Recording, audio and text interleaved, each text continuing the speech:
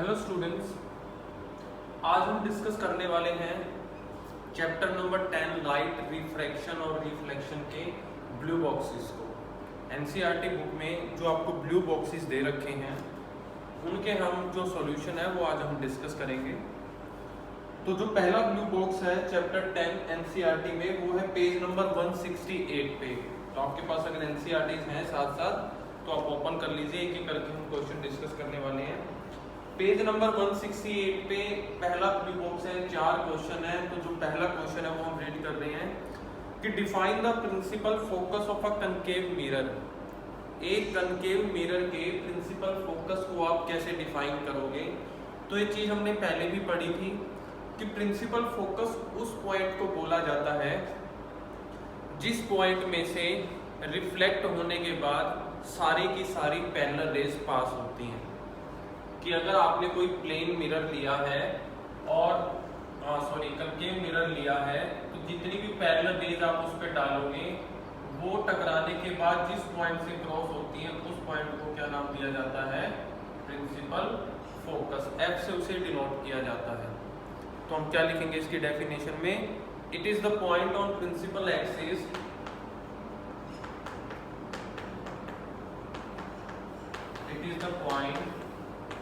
on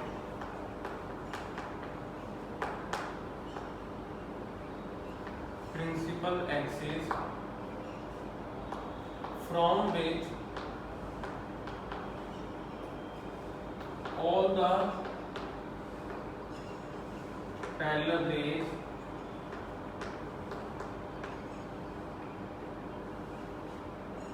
after reflection from mirror pass through। ये वो point है प्रिंसिपल एक्सिस पे जिसमें से सारी की सारी पैरेलल रेज मिरर से रिफ्लेक्शन के बाद क्या करती हैं, पास करती है। तो ये था हमारे पास प्रिंसिपल फोकस। सेकंड क्वेश्चन देखिए, रेडियस ऑफ कर्वेचर आपको मिरर की बता दी, आपको फोकल लेंथ पूछी गई है। बहुत इजी क्वेश्चन है। जब आपको एक चैप्टर कराया गया था तो आपको ये बताया गया था कि जो रेडियस होती है वो फोकल लेंथ की ट्वाइस का इक्वल होती है। क्योंकि देखिए ये P है, ये F है और ये C है। P से लेके F के डिस्टेंस को F बोला जाता है और P से लेके C के डिस्टेंस को R बोला जाता है। और हमने ये डिस्कस किया था कि ये R जो है वो एग्जैक्टली डबल होता है किसका, F का। तो R जो होती है वो 2F के इक्वल होती है। यहाँ पर आपको R दे दी है, F पूछी है, तो F किसके इक्वल होगा, F होगा R/2 के।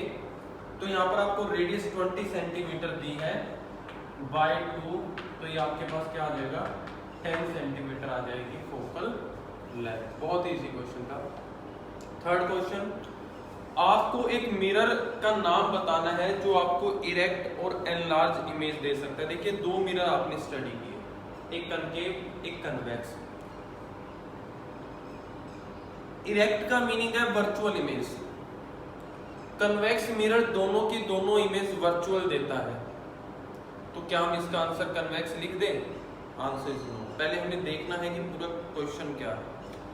इरेक्ट के साथ उसने एक चीज और भी पूछी है, वो है एनलार्ज, कि इमेज बहुत बड़ी होनी चाहिए। अब आप दोबारा कन्वेक्स मिरर की टेबल अगर देखोगे तो कन्वेक्स मिरर में इमेज वर्चुअल और इरेक्ट तो है दोनों, लेकिन दोनों की दोनों इमेज जो है वो स्मॉल है, लार्ज नहीं है। अब आप कनकेव मिरर का लास्ट वाला केस देखिए। कनकेव मिरर के 6 रे डायग्राम आपने किए थे, जिसमें से 5 रे डायग्राम में रियल इमेज बनती है और लास्ट वाले में इमेज बनती है वर्चुअल, जिसमें ऑब्जेक्ट को आपने रखा था पोल और प्रिंसिपल फोकस के बीच में। वो जो वर्चुअल और इरेक्ट इमेज वहां बनती है उसका साइज भी कैसा होता है, लार्ज होता है। तो इसलिए जो आंसर होगा थर्ड क्वेश्चन का वो कौन सा होगा, कनकेव मिरर।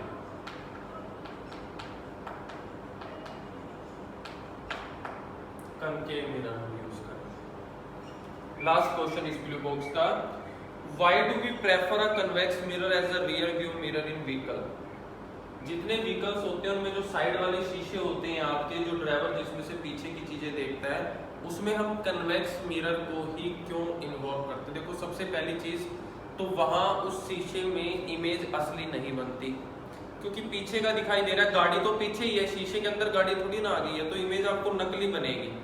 तो पहला रीजन तो ये भी आ जाता है कि आपको नकली इमेज चाहिए वहां पर, तो आपने इसलिए कन्वेक्स को यूज कर लिया। लेकिन जो दूसरा रीजन है वो सबसे इम्पोर्टेंट है, वो ये कि कन्वेक्स मिरर जो है उसका ब्रॉड पॉइंट ऑफ व्यू होता है। वो पीछे आने वाले बड़े बड़े ट्रकों को, बड़ी बड़ी कारों को शीशे के अंदर बहुत छोटे वे में आपको दिखा देता है। देखो जो कनकेव है वो कन्वर्जिंग है, लेकिन जो कन्वेक्स मिरर है उसका जो पॉइंट है ऑब्जर्व करने का वो बहुत ब्रॉड है, बहुत बड़ी बड़ी चीजें उसके अंदर आपको छोटे छोटे साइज में दिखाई दे जाती हैं, तो इसीलिए हम उसको क्या करते हैं, यूज करते हैं। तो इसका जो रीजन होगा क्वेश्चन नंबर 4 का हम लिखेंगे we prefer a convex mirror as a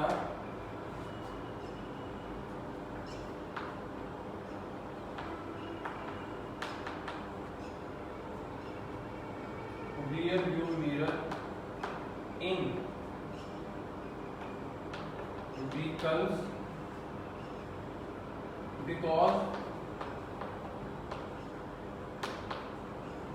they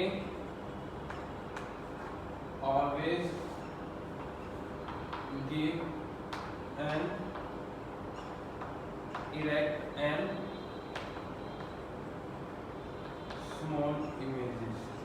एक रीजन तो ये है कि कन्वेक्स मिरर आपको हमेशा आपको सीधे दिखाई देंगे, कनकेव लगा देते तो जो पीछे से ट्रक आ रहा है उसके पहिए ऊपर दिखाई देते हैं आपको, तो एक तो सीधा, और ऊपर से स्मॉल इमेज, बड़े से ट्रक को छोटे से शीशे में दिखाई दिया हमें, तो एक तो स्मॉल इमेज देता है। इसके अलावा हम ये भी लिख सकते हैं कि they have wider field of view, बहुत ज्यादा चीजों को वो बहुत कम उसमें शो कर देता है, तो दे हैव ऑल्सो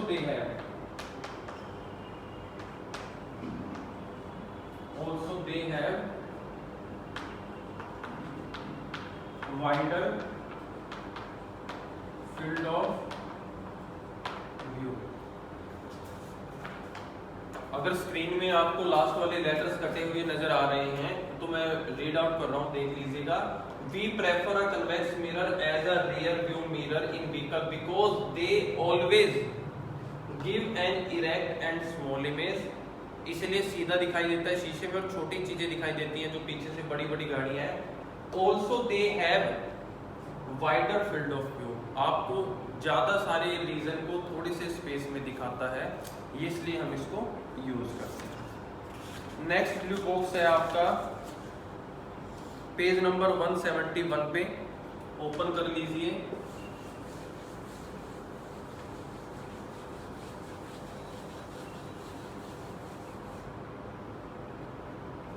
पहला क्वेश्चन देखिए, फोकल लेंथ आपको कन्वेक्स मिरर की निकालनी है जिसका रेडियस ऑफ कर्वेचर आपको दे रखा है। वही सेम चीज आपको बताया था कि फोकल लेंथ जो होती है वो r/2 के इक्वल होती है। यहाँ पे रेडियस ऑफ कर्वेचर आपको दे दिया 32, उसको 2 से डिवाइड करोगे तो फोकल लेंथ कितनी आ जाएगी, 16 सेंटीमीटर आ जाएगी। बहुत इजी क्वेश्चन था पहले की तरह। सेकंड क्वेश्चन देखिए जो समझने के लिए आपके पास, एक कनकेव मिरर जो है वो 3 times magnified and large real image एक ऑब्जेक्ट की बनाता है जो 10 सेंटीमीटर रखा हुआ है उससे दूर। ऑब्जेक्ट जो है वो 10 सेंटीमीटर की दूरी पे है कनकेव मिरर से, तो ऑब्जेक्ट का डिस्टेंस आप यू से डिनोट करते हो 10 सेंटीमीटर है, और साइन कन्वेंशन से आपको याद हो जाना चाहिए था कि यू को हमेशा किस में लेते हैं, माइनस में। मिरर जो है वो कनकेव है, यानी कि फोकल लेंथ जो भी होगी वो माइनस की होगी, और इन्होंने कहा है कि वो 3 टाइम मैग्नीफाइड, ये वर्ड जो आ जाते हैं क्वेश्चन में 3 टाइम मैग्नीफाइड, 5 टाइम मैग्नीफाइड, इसका मीनिंग होता है ये m की वैल्यूज है। तो यहाँ पे m की वैल्यूज आ गई है 3, लेकिन रियल इमेज उसने बोली है, तो रियल इमेज के लिए m जो है वो क्या होगा, माइनस में होगा। देखो क्वेश्चन बहुत सिंपल है यहाँ पर, लेकिन आपको अगर साइन कन्वेंशन याद नहीं है, आपको ये नहीं पता कि कहाँ प्लस कहाँ माइनस लगाना, तो आपसे क्वेश्चन नहीं सॉल्व होगा। आपको सिर्फ इतना बताना भी इसमें इमेज कहाँ लोकेटेड है। इमेज लोकेटेड का मीनिंग ये हुआ कि आपको v की वैल्यू बतानी है। मिरर का केस है तो मिरर के लिए m का फॉर्मूला होता है -v/u। देख लीजिए m की वैल्यू आपने रखी -3 माइनस v आपको निकालना है u की वैल्यू अगेन -10। इस माइनस से ये माइनस कैंसिल आउट, 10 ऊपर आएगा तो यहाँ पे हो जाएगा -30v। यही वैल्यू आ गई है v की, -30 सेंटीमीटर जो है वो वैल्यू किसकी हो जाएगी, v की। रियल है, मिरर का केस है, इसलिए v भी क्या रहेगा, नेगेटिव में रहेगा आपका। तो ये 2 ही क्वेश्चन थे आपके पास इस पेज पे। इसके बाद आता है आपके पास पेज नंबर 176, तीसरा ब्लू बॉक्स है ये 176 पेज पे। पहला क्वेश्चन देखिए, a ray of light travelling in air, एक रे ऑफ लाइट है जो एयर में ट्रेवल कर रही है ऑब्लिकली इनटू वाटर। टेढ़ी, ऑब्लिकली का मीनिंग है टेढ़े कुछ एंगल से वो वाटर में एंटर कर गई एयर से। आपको ये बताना है कि क्या लाइट नॉर्मल की तरफ बेंड होगी या नॉर्मल से दूर बेंड होगी। Does it bend towards the normal और अवे फ्रॉम द नॉर्मल, और साथ में रीजन देना है क्यों। तो रीजन तो आपने बहुत अच्छे से पढ़ रखा है, आपको बताया गया था रेयर से डेंसर में जाएगी तो क्या होगा और डेंसर से रेयर में आएगी तो क्या होगा। तो आपने सिर्फ रीजन लिखना है। यहाँ पे आपने लिखना है क्वेश्चन नंबर 1 का आंसर कि on travelling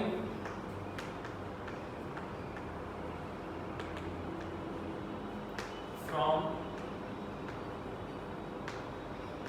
air to water, air से वाटर में जाते time light ray bends towards the normal because it is going from rarer medium to denser medium। Air rare medium है, वाटर डेंसर मीडियम है, इसलिए light रे से denser में जा रही है तो आपको रीजन पता है। तो वो क्या होती है, बेंड्स टुवर्ड्स द नॉर्मल हो जाती है। यही आपको रीजन यहाँ पर देखना है।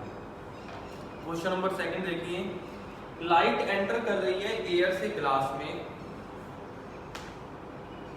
तो आपको ग्लास का रिफ्रैक्टिव इंडेक्स दे दिया। रिफ्रैक्टिव इंडेक्स ऑफ ग्लास आपको दे रखा है 1.50। आपको ये बताना है कि ग्लास के अंदर स्पीड ऑफ लाइट क्या होगी अगर स्पीड लाइट की वैक्यूम में आपको दे रखी हो, यानी कि c से डिनोट करते हैं हम स्पीड ऑफ लाइट को, वैक्यूम में हो या एयर में हो। उसकी वैल्यू है 3 × 10⁸ मीटर पर सेकेंड। एक फॉर्मूला जो आपने पढ़ रखा है रिफ्रैक्टिव इंडेक्स का वो है n = speed of light in air and vacuum to the speed of light in medium. ये फॉर्मूला आपने पढ़ा था। c की वैल्यू आपको दे रखी है, n की वैल्यू आपको दे रखी है, आपको v की वैल्यू निकालनी है। n की जगह रखा आपने 1.50, c इज 3 × 10⁸ अपॉन में आ गया v। नेक्स्ट लाइन में v को इधर ले आओ, ये नीचे चला गया। 1.5 और 3, 1.5 का डबल होता है 3, इसलिए कैंसिल आउट होके क्या आ जाएगा, यहाँ पे 2 आ जाएगा। तो जो स्पीड होगी वो हो जाएगी 2 × 10⁸ मीटर पर सेकेंड। ये स्पीड होगी लाइट की ग्लास में। सिंपल सा फॉर्मूला था, आपने पढ़ रखा है फॉर्मूला। तीसरे क्वेश्चन में उन्होंने ये कहा कि आप टेबल 10.3 देखिए, वो टेबल जिसमें आपको रिफ्रैक्टिव इंडेक्स की वैल्यू दे रखी है अलग अलग मटेरियल्स की, और ये बोला गया है कि मीडियम जिसकी हाईएस्ट ऑप्टिकल डेंसिटी हो, ऑप्टिकल डेंसिटी का मीनिंग है हाईएस्ट रिफ्रैक्टिव इंडेक्स हो, वो बताइए, और वो मीडियम बताइए जिसका सबसे कम रिफ्रैक्टिव इंडेक्स हो। तो मैं इसको नोट नहीं कराऊंगा, बता देता हूँ, आप टेबल देख लीजिए। पहले भी डिस्कस किया था, टेबल में जो सबसे पहले नंबर पे है उसकी ऑप्टिकल डेंसिटी सबसे कम है, देन आंसर इज एयर। और टेबल में जो सबसे लास्ट में है उसकी ऑप्टिकल डेंसिटी सबसे ज़्यादा है, आंसर इज डायमंड। तो ये आपने लिख देना। नेक्स्ट क्वेश्चन बोला इन्होंने कि अगर आपको केरोसिन दे दें, टर्पेंटाइन ऑयल दे दें और वाटर दे दें, तो ये बताओ लाइट किस में ट्रेवल करेगी फास्ट। तीनों के रिफ्लेक्टिव इंडेक्स की वैल्यू टेबल 10.3 से आप देख सकते हो। फास्ट ट्रेवल करने के लिए जो आपने अब तक वीडियो से सीखा है वो ये है कि जिस भी मीडियम की ऑप्टिकल डेंसिटी कम होगी, रिफ्रैक्टिव इंडेक्स कम होगा, उसमें जो है लाइट सबसे ज़्यादा फास्ट ट्रेवल करेगी। तो तीनों केरोसिन ऑयल, टर्पेंटाइन और वाटर, तीनों का रिफ्रैक्टिव इंडेक्स चेक करिए।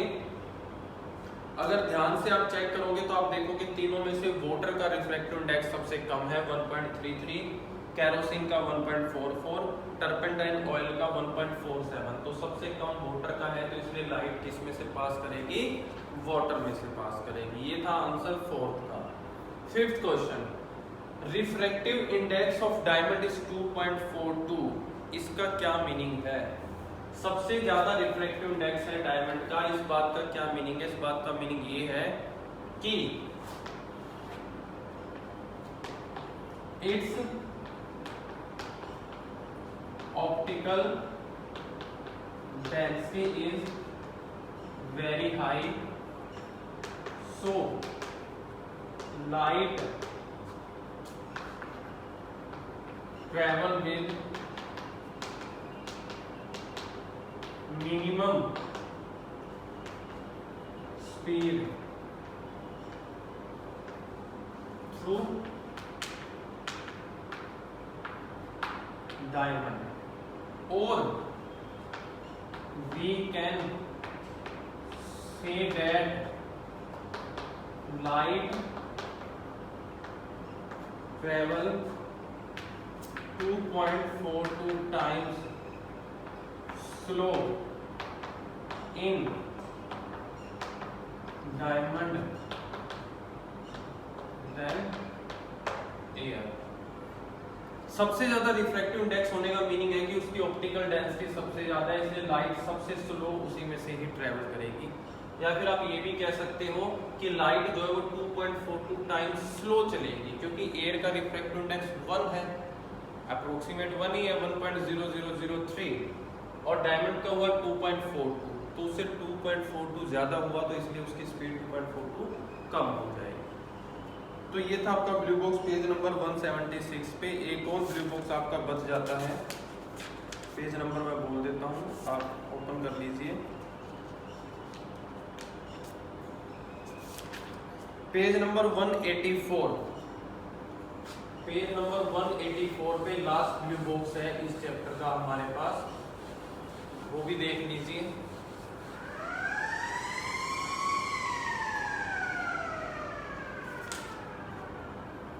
फर्स्ट क्वेश्चन है हमारे पास, one dioptre of power of lens को एक्सप्लेन करें कि one dioptre power of lens होती क्या है। पावर ऑफ लेंस तो आपको पता है क्या है कि एक लेंस की पावर किसी चीज को फोकस करने की, कितनी ज्यादा एबिलिटी है उस लेंस की उतनी ज्यादा उसकी पावर होगी। वन डायप्टर, डायप्टर पावर की यूनिट होती है, और वन डायप्टर पावर की लेंस तब होगी जब उसकी फोकल लेंथ क्या हो जाएगी, 1 सेंटीमीटर हो जाएगी, तो हम इसको 1 मीटर हो जाएगी, सॉरी। तो one dioptre is the power of lens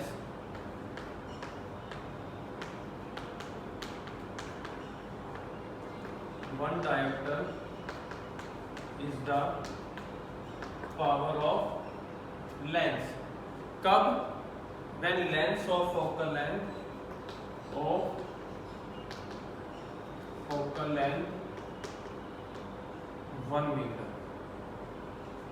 एक डायप्टर जो है वो पावर होती है लेंस की जिसकी फोकल लेंथ कितनी होती है, 1 मीटर होती है। क्वेश्चन देखिए, नेक्स्ट क्वेश्चन दे दिया न्यूमेरिकल इन्होंने। कन्वेक्स लेंस है जो रियल और इन्वर्टेड इमेज बनाता है किसी नीडल की जिसको 50 सेंटीमीटर दूर रखा गया है। तो ये आपको क्लियर हो गया कि 50 सेंटीमीटर जो है वो इमेज का डिस्टेंस है। देखो दोबारा पढ़ लो, convex lens form a real and inverted image of needle at a distance 50 centimetre. तो ये इमेज का डिस्टेंस है, v से डिनोट करेंगे, और लेंस के केस में रियल को पॉजिटिव माना जाता है इसलिए ये प्लस का रहेगा। अब इन्होंने कहा कि where is the needle placed, needle कहाँ रखें, यानी कि ऑब्जेक्ट कहाँ रखना है, आपको यू निकालना है in front of convex lens if the image is the size to the size of object. अगर दोनों का साइज जो है वो सेम है, दोनों का साइज सेम होने का मीनिंग होता है कि m की वैल्यू कितनी आ गई है, 1 आ गई है आपके पास। साइज तो तभी सेम होगा जब m की वैल्यू क्या होगी, 1 होगी। और अगर m की वैल्यू 1 है तो आपको पता है लेंस के केस में ये फॉर्मूला तो ये होता है, m की वैल्यू 1, v की वैल्यू 50, तो u की वैल्यू क्या हो जाएगी, 50 आ जाएगी हमारे पास। ठीक है, तो u भी हमारे पास क्या आ जाता है, 50 आ जाता है। माइनस साइन आपने बाद में लगा लेना है इस पे। ठीक है, एक चीज और इन्होंने पूछी कि पावर ऑफ लेंस भी बताइए। पावर ऑफ लेंस बताने के लिए तो आपको f की जरूरत पड़ेगी। अब देखिए, अगर आप ध्यान से सोचें, कन्वेक्स लेंस में एक ही ऐसा केस होता है जिसमें size of image and size of object equal होता है। तब जब आप ऑब्जेक्ट को कहां रखते हैं, 2f पे रखते हैं। आपने ऑब्जेक्ट को यहां रखा तो डिस्टेंस जो था इमेज का भी 50 आया और ऑब्जेक्ट का भी डिस्टेंस 50 आया, यानी कि जो 50 आपने निकाला है ये किसकी वैल्यू है, 2f की वैल्यू है। और अगर 2f इक्वल्स टू 50 है तो f की वैल्यू कितनी हो जाएगी, 25 हो जाएगी। दोबारा समझ लो, देखो जितना डिस्टेंस इमेज का उतना डिस्टेंस ऑब्जेक्ट का। ऐसा केस जो है सिर्फ तब आता है जब ऑब्जेक्ट जो है वो कहाँ बनता है, 2f पे ऑब्जेक्ट को रखा जाता है, तो इमेज भी 2f पे ही बनती है। ऐसी चीजें तब आती हैं आपके पास।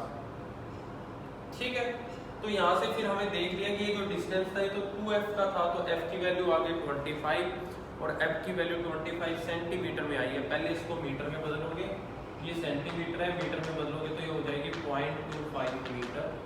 तो पावर कितनी होगी, 1/0.25 मीटर, जो कि इक्वल होगी 4 डायमीटर की। तो आपने पावर भी निकाल दी इसमें सिंपली। ये था क्वेश्चन नंबर 2। क्वेश्चन नंबर 3 और देख लीजिए, ब्लू बॉक्स ओवर हो जाएंगे आपके। Find the power of concave lens. Lens concave है तो पावर माइनस में आएगी, जिसकी फोकल लेंथ 2 मीटर दे रखी है आपको। तो सबसे पहले तो फोकल लेंथ जहाँ 2 मीटर है उसको -2 मीटर करिए, क्योंकि फोकल लेंथ कनकेव की माइनस में होती है।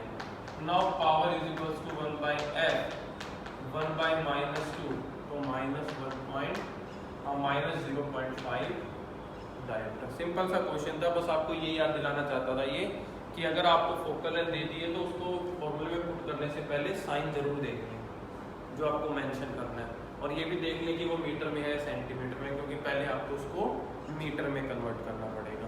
तो ये थे आपके पास ब्लू बॉक्सेस चैप्टर नंबर 10 के। आने वाली नेक्स्ट वीडियो में जो है हम बैक एक्सरसाइज के क्वेश्चंस को करेंगे, तो आपने इन क्वेश्चंस को ट्राई करना है और समझना है।